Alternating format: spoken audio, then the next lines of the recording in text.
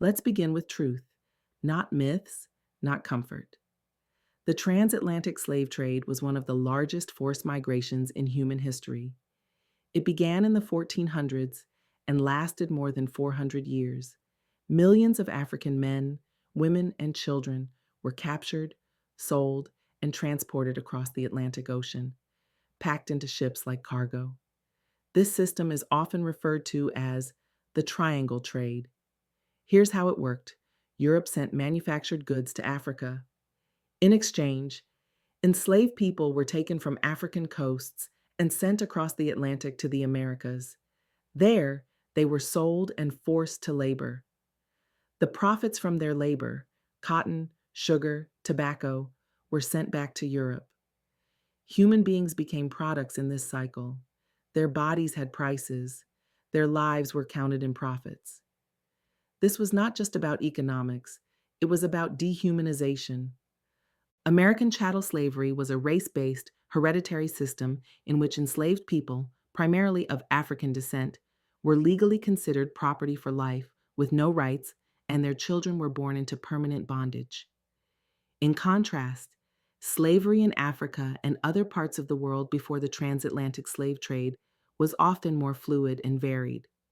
Enslaved people might have been prisoners of war, debtors, or criminals, and they could sometimes marry, own property, or earn their freedom.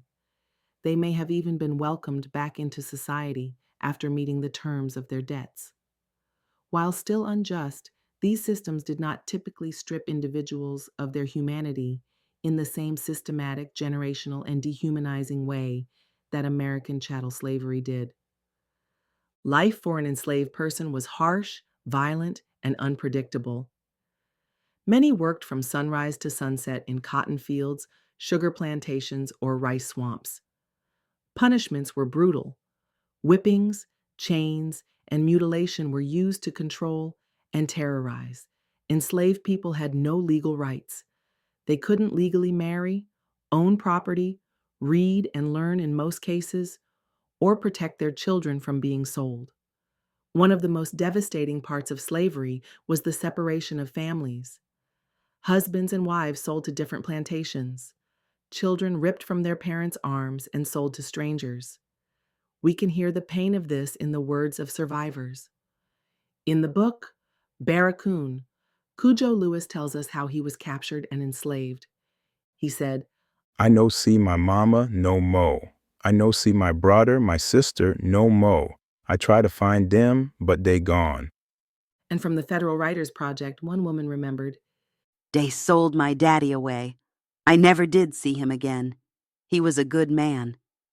another narrative from the same project from slave Charles Crawley reads, There was an auction block I saw right here in Petersburg on the corner of Sycamore Street and Bank Street. Slaves were auctioned off to the highest bidder. Some refused to be soldy. Cried, Lord, Lord. I done seen them young'uns fout our kick like crazy foe. Child, it was pitiful to see. Then they would handcuff and beat 'em unmerciful. I don't like to talk 'bout back there. It brung a sad feelin' up in me. If slaves bailed, I done seed them whip 'em with a strop call, cat mine tails. these are not stories of the past. These are voices of real people, and their truth matters. Even in the face of terror, enslaved people found ways to resist. Some ran away, risking death to find freedom.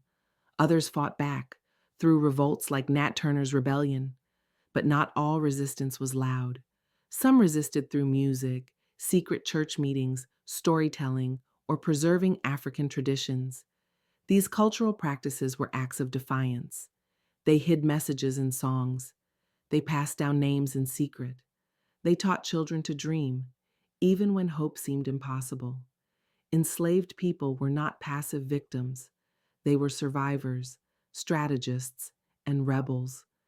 Every act of survival was a refusal to be broken.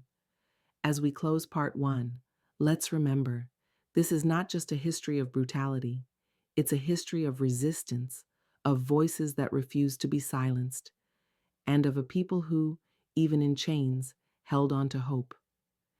In part two, we'll explore what happened after slavery ended. and how its impact is still felt today.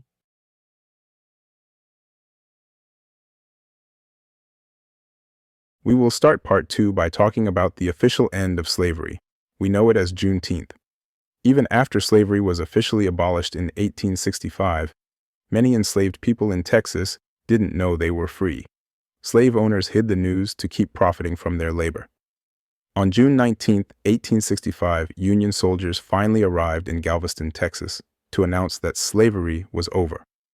For the first time, over 250,000 enslaved people in Texas were told they were free. Juneteenth became a day of celebration, memory, and hope. Today, it's a national holiday in the U.S., a time to reflect, to rejoice, and to continue the work of freedom. The last known North American community of enslaved people was on St. Simon's Island, Georgia, where residents of a plantation called Igbo Landing are remembered for their resistance. According to oral history, when enslaved Igbo people realized they were to be sold into slavery, they walked into the water together in defiance, choosing death over bondage. Their story became legend, inspiring songs, poetry, and resistance throughout the diaspora. These are not stories of defeat. They are stories of dignity. Even when freedom was denied, our ancestors found ways to live free, through song, through silence, through running, through remembering. Let their stories live on in us. Let their strength carry us forward. Even though the institution of slavery ended legally in 1865, the act itself didn't end, it evolved. When the 13th Amendment was signed into law, it officially ended slavery. But there was a loophole. It stated that slavery was illegal, except as punishment for a crime.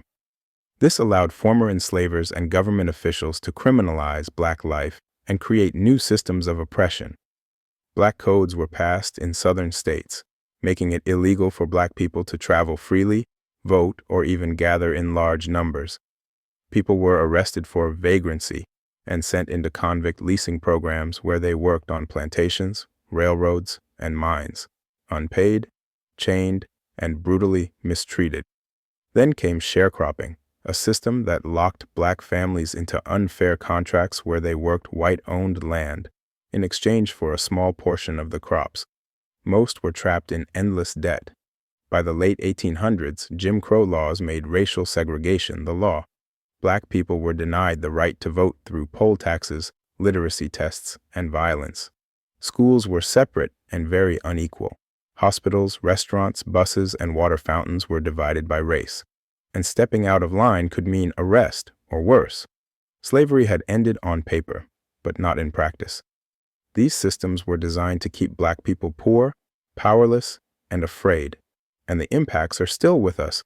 We see it in the racial wealth gap, in redlining and housing discrimination, in underfunded schools and unequal access to health care, in police violence and mass incarceration. The past is not gone.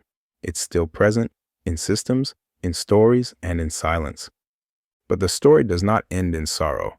It rises in resistance. From the moment slavery began, black people resisted, not just through rebellion or escape, but through building families, communities, and culture in the face of dehumanization. After slavery, that resistance became organized movements. In the early 1900s, leaders like Ida B. Wells spoke out against lynching. W.E.B. Du Bois co-founded the NAACP to demand civil rights. Marcus Garvey led the Black nationalist movement and encouraged pride in African heritage. In the 1950s and 60s, the civil rights movement took hold.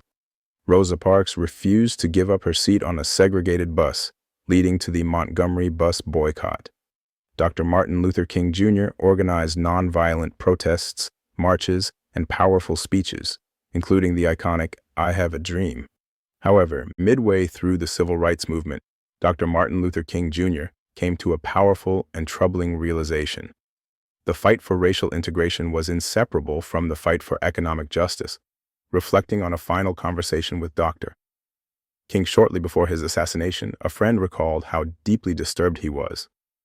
"We have fought hard and long for integration, as I believe we should have," Dr. King said, "and I know that we will win, but I've come to believe we're integrating into a burning house." His words underscore the need not only for inclusion, but for transformation, challenging systems of inequality, not simply joining them. After this, Fannie Lou Haim spoke up for voting rights, famously saying she was sick and tired of being sick and tired. John Lewis, a young activist, was beaten during the Selma to Montgomery March, now known as Bloody Sunday. Malcolm X called for Black pride and protection of Black communities, challenging America to see itself clearly. Young people were also on the front lines.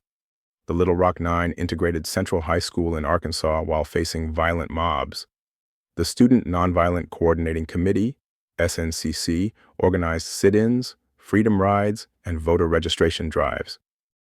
Not all resistance made headlines, but some lasted for generations. In the Great Dismal Swamp, a vast, wet wilderness between Virginia and North Carolina, thousands of enslaved people escaped and built secret communities. Hidden from enslavers, they survived in the swamp's dense forest for over 200 years. They built cabins, grew food, and created lives away from the cruelty of slavery. Their story is one of endurance, self-reliance, and freedom reclaimed in silence. Farther south, in the Carolinas and Georgia coast, the Gullah-Geechee people preserved African language, food, crafts, and spirituality through centuries. Because they lived on remote islands, they maintained strong African traditions, including rice cultivation, sweetgrass basket weaving, and spiritual beliefs tied to ancestral reverence. Their culture is a living testament to how resistance can also be cultural, holding on to identity, even when the world tried to erase it. These efforts led to landmark victories. The Civil Rights Act of 1964, which ended segregation in public spaces and outlawed job discrimination. The Voting Rights Act of 1965, which banned voter suppression tactics like literacy tests and poll taxes. The Fair Housing Act of 1968, protecting people from discrimination in renting and buying homes. But resistance didn't stop there. It continues through generations. Today's movements, led by everyday people, continue the work started centuries ago. And still, one truth remains. We remember, we resist, we rise. This history is not just about suffering. It is about survival. It is about people who were told they were less and proved they were more. Their courage lives in us. Let's honor them not just by remembering their names, but by living their legacy. You are their dream. You are the future they believed in.